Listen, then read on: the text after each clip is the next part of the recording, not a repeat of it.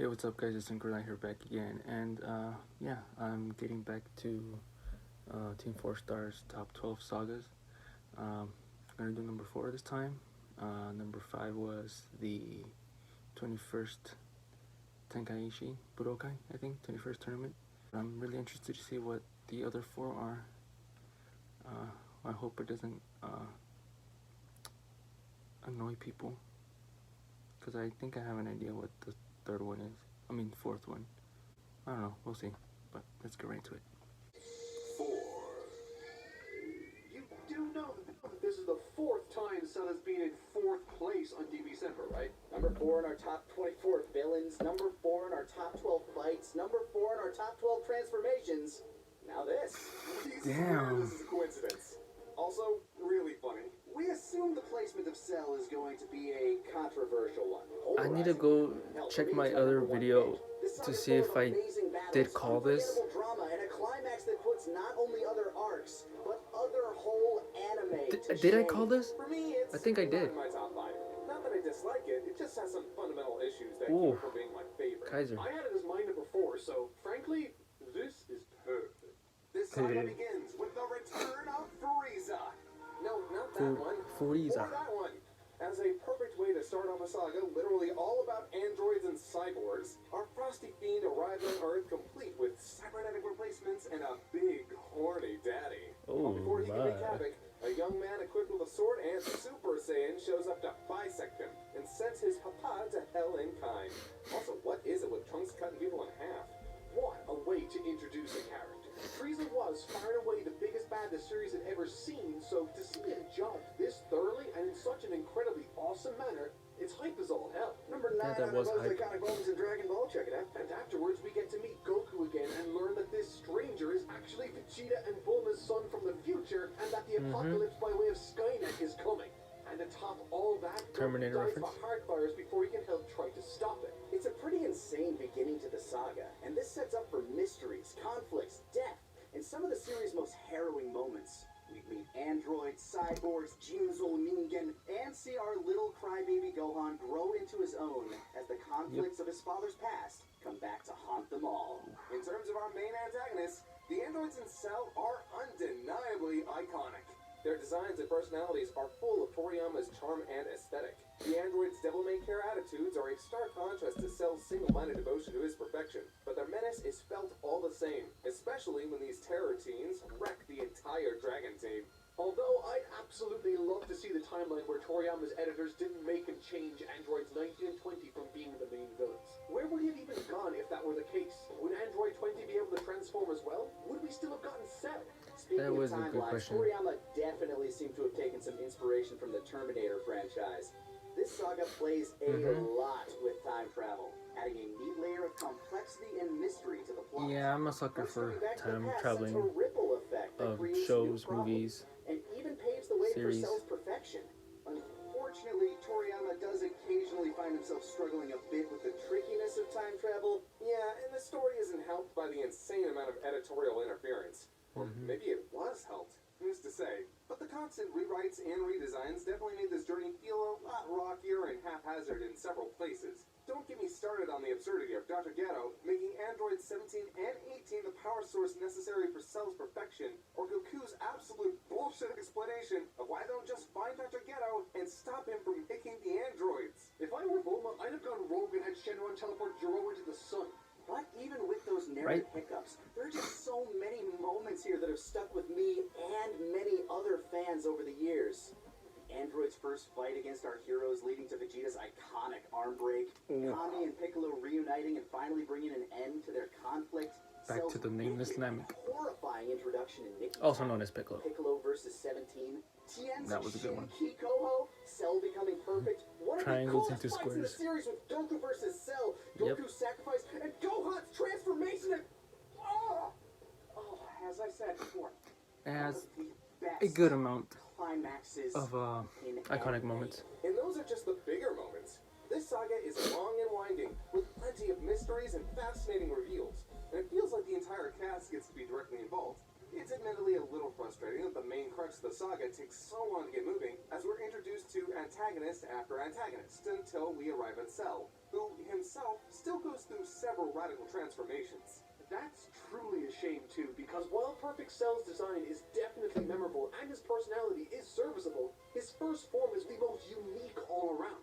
He's a moving monster, stalking humans and devouring them for sustenance. And it's a shame that we lose many of those features after he absorbs Android 17. Of course, a big old insect I man could might see not have played so well with first audiences, form especially Cell leading or into the imperfect climax. form So we can Cell at least understand that the as decision like to one of make him those more traditionally attractive might very well classic be the horror right one. movie Regardless of Cell's monsters. design, he facilitates some amazing growth for several characters. We see Goku grow as a father and as a protector of the Earth. We see Vegeta grow as he struggles with being an ex-villain who now has something to protect on Earth. And Piccolo comes to terms with his past by fusing with Kami. And Trunks learns that he's a giant f*** up with the best of intentions. Right? But ultimately, it's Gohan that's put center stage. And watching him come into his own still sends chills down my spine to this day. Not to continue If being you know, the you wet know. blankets, said the soggy duvet.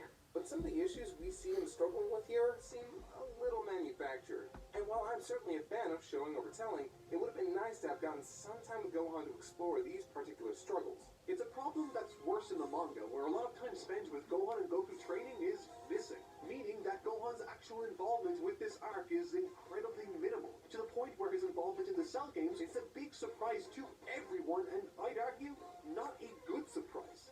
Not to say that the moment where he transforms isn't absolutely epic, or that his defeat of Cell isn't absolutely the climax you wanted it to be, but the build-up feels inadequate, with more time in the saga spent on characters like Vegeta, Trunks, and Piccolo, rather than on the one who matters most in this finale. But like we said with the Buu saga, sure you can put these stories under a microscope and deconstruct them to a fine point on a narrative level, but damn it, watching 16 plead his case with Gohan, only to be snuffed out, leaving Gohan to finally break through that last wall in one of the most gorgeously framed transformations in the series, scored to perfection by Ume no Hi in the anime? It doesn't matter if the build-up was lacking, the moment is a triumph.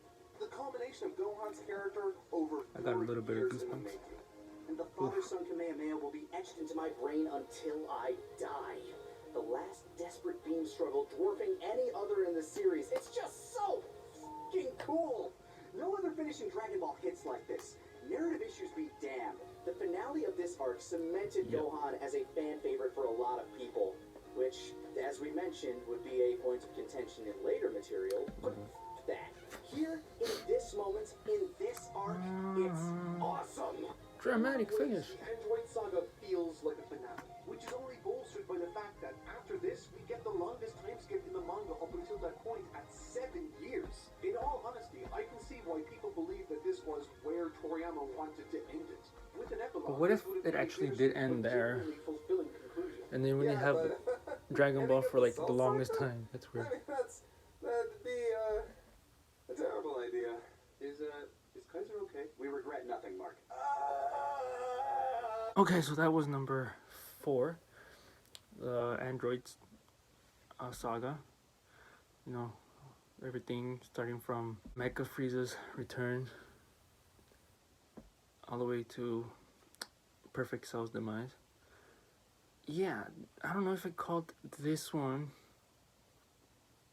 in my last video. I'm gonna check. But yeah, I can see why it's a lot of people's favorite arc, or one of their favorite arcs. It has the introduction of one of the most popular characters in the show in Future Trunks. You know, as opposed to like Kid Trunks, but you know, Future Trunks, I assume is like the more popular of the iterations of Trunks. More Saiyans other than Goku achieving Super Saiyan, like Vegeta, and then he gets to Super Vegeta, and then Trunks obviously when he fights Frieza. Gohan turns Super Saiyan also. And then the introduction of the villains, who Androids 19 and 20, that apparently Akira Toriyama's editors or you know overseers, whatever, told them that they looked silly or stupid, so he made Android 17 and 18, and then they thought, well, like, oh my god, they're just like angsty teenagers, and then that's when he created Cell. As a kid, when you know the three forms of Cell, I thought it was just Cell, imperfect, and then perfect. For some reason, I did not know about the word semi-perfect Cell. Yeah, like the one imperfect Cell, like the first form, I would just call him Cell. And then the second form, which is known as semi-perfect, I would call him imperfect. Like, because I would just think in my head like, oh, he's not completely perfect, so he's imperfect. But you know, silly me. I have no other like complaint about it. I mean, I didn't really have a complaint about it at all. They said, I think Kaiser said it wasn't like in his top 5. I think mine would be my top 5. Definitely top 10. But I don't know if it would be top 3. I'll probably just stick it at number 4 like they did. So yeah, that was my reaction to Team 4 Stars top 12 sagas, and number 4, the Android saga. If you enjoyed, leave a like, let me know what you guys thought, and subscribe, and I'll catch you guys later. Okay, adios.